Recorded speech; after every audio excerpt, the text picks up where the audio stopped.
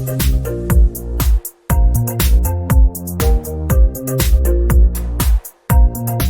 and welcome to Lidstone Uncorked, the show we break down your favorite made-for-TV movies one bottle at a time.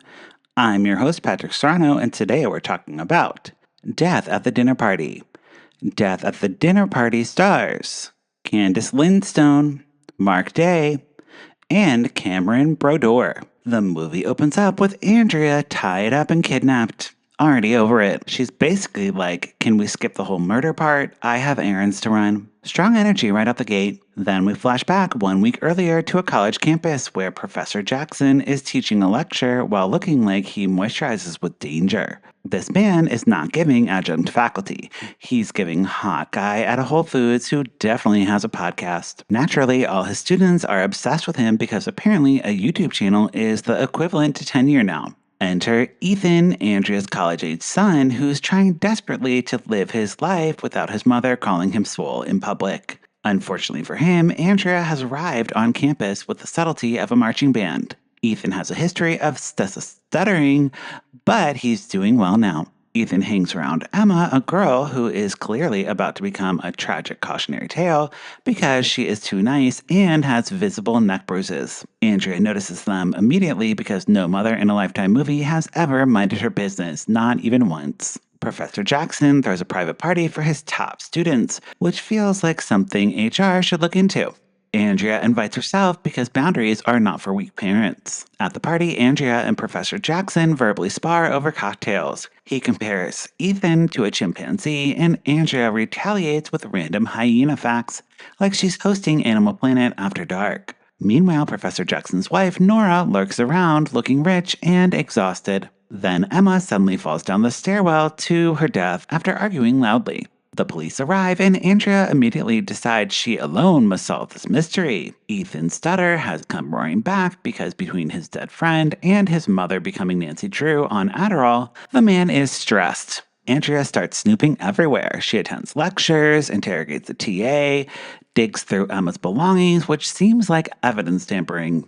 She even finds a burner phone and arranges a secret park meeting with whoever was texting with Emma last. If someone with a burner phone says, "Meet me alone in a park," you're about to get kidnapped. That's not investigative journalism. That is an opening act of Dateline. Sure enough, Andrea nearly gets snatched. Meanwhile, Ethan is spiraling. He's getting into bar fights after someone spills a beer on him because apparently masculinity in this movie is so fragile it can be shattered with a pitcher of Cooler's Light. Professor Jackson swoops in like a toxic Batman and invites Ethan to hang with his crew of protein shake incels. And somehow it gets worse.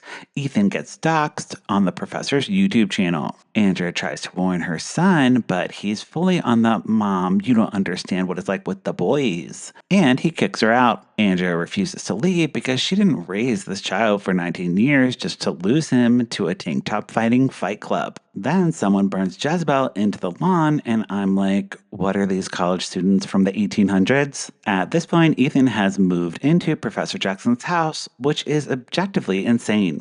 Imagine telling your mom, "I'm staying with the professor and his emotionally vacant wife for a while." Hard no on that. Professor Jackson runs a secret elite male fighting club in a warehouse. And yes, it's literally a fight club. Andrea walks in to see Ethan shirtless and boxing his professor, while a bunch of dudes cheer them on like it's the world's saddest Axe body spray commercial. Ethan feels accepted for the first time in his life. Andrea later breaks into Professor Jackson's house and hides under his desk while Professor Jackson and Nora argue nearby. It's like she's in a community theater production of Tartuffe. She finds a Polaroid of Emma kissing the professor and thinks she's cracked the case. So Andrea and TA Kate set up a dramatic confrontation in the lecture hall while secretly recording Professor Jackson's reaction. Unfortunately, his weird little testosterone gremlins jump up and kidnap them, and we're back to the opening scene where Andrea's tied up. And over it. Finally, Ethan snaps out of his alpha male fever dream and rescues them.